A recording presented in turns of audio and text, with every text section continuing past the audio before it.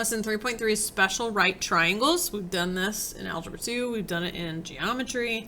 Let's refresh that when we have a 45, 45, 90, we have our legs being congruent because we've learned that angles that are equal, the sides opposite them must be equal. And then this is our hypotenuse, which is going to be longer than the leg. But anyways, these are our legs.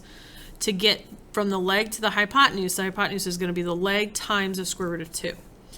So starting at number 1, I label that this is my leg, so I know what L is. This is my leg. They want the hypotenuse, and that's going to be leg times square root of 2. Well, if I know L is square root of 10, I just take square root of 10 and plug it in, times the square root of 2. Rules of radicals tell us we multiply, because they're both under a square root, so that'd be 20. But then you have to simplify. That breaks down into a square root of 4 times the square root of 5. That becomes a 2 square root of 5. All right, number 2, these are our legs. These are the harder ones since we don't know our leg, but we know the hypotenuse. We set that equal to leg times square root of 2. So really, instead of multiplying by square root of 2, now we got to work backwards and divide by a square root of 2. We have to rationalize that. We can't keep an answer with a radical in the denominator, so we would multiply by square root of 2 over square root of 2. Multiply straight across, that gets 2 square root of 2. That would be square root of 4, which is 2, and then divide. That would be square root of 2.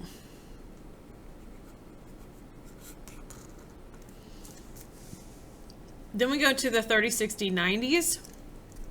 My 30 would be here. Across from the smallest angle is the shortest leg. That's L. This would be my 60, so that would be my medium-sized leg, and then this is 2L. So it's double the short leg. So in this picture, I don't know L, my short leg, but I do know the hypotenuse. Well, the hypotenuse is just double the short leg, so I set it equal, so really I'm just dividing by 2. My leg would be 5, because 5 doubled is 10. That one's pretty easy. Number 4, 30's here, so I do have L. I like those. I don't have the long leg that they're wanting me to have. Remember, this is going to just be leg times the square root of 3.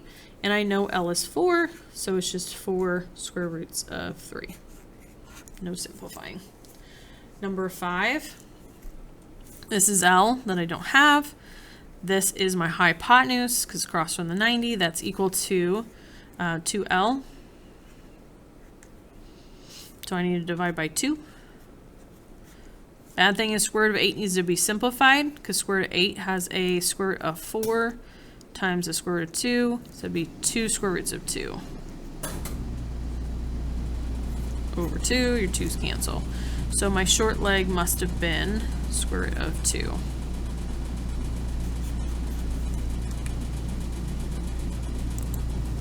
And then number 6. Across from my 30, that's my short leg. I know the hypotenuse, that's equal to 2 times the short leg, so I just have to start there. I'm going to divide by 2. That gets me a fraction for my short leg. That's okay. So to get from hypotenuse to long leg, you have to go hypotenuse to figure out the short leg, then using the rule from short leg to get to this. So you're always trying to find what L is. Now I know that this is leg times square root of 3. So I'm going to plug in 3/2 for my L. That's over 1, so I multiply straight across. That would be 3 square roots of 3 over 2.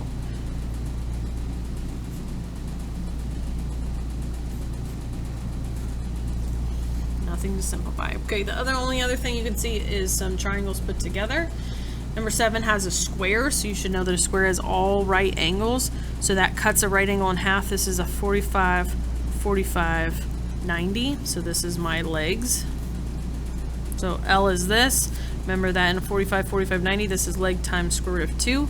So I just plug in 10 here. 10, square root of 10, sorry, times square root of 2 would be square root of 20, which we had that up above. That simplifies into a square root of 4 times square root of 5. Which is a 2 square roots of 5. And then number 8 is an equilateral triangle. That means that all sides are equal, that means all angles are equal. So that's 60, that cuts a 60 in half, so it's a 30, 60, 90 triangle. This is my leg. This is my 2 times my short leg. This is the long leg, which is leg times the square root of 3, so I would have to divide by radical 3. So then 12 over square root of 3, you could leave it for right now if you wanted to. We're trying to find here, so we would double it.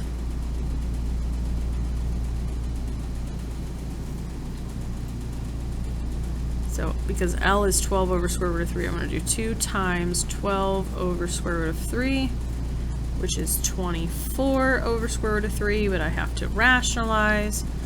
So I multiply by square root of 3 over square root of 3. That would be 24 square roots of 3 over square root of 9, which is 3.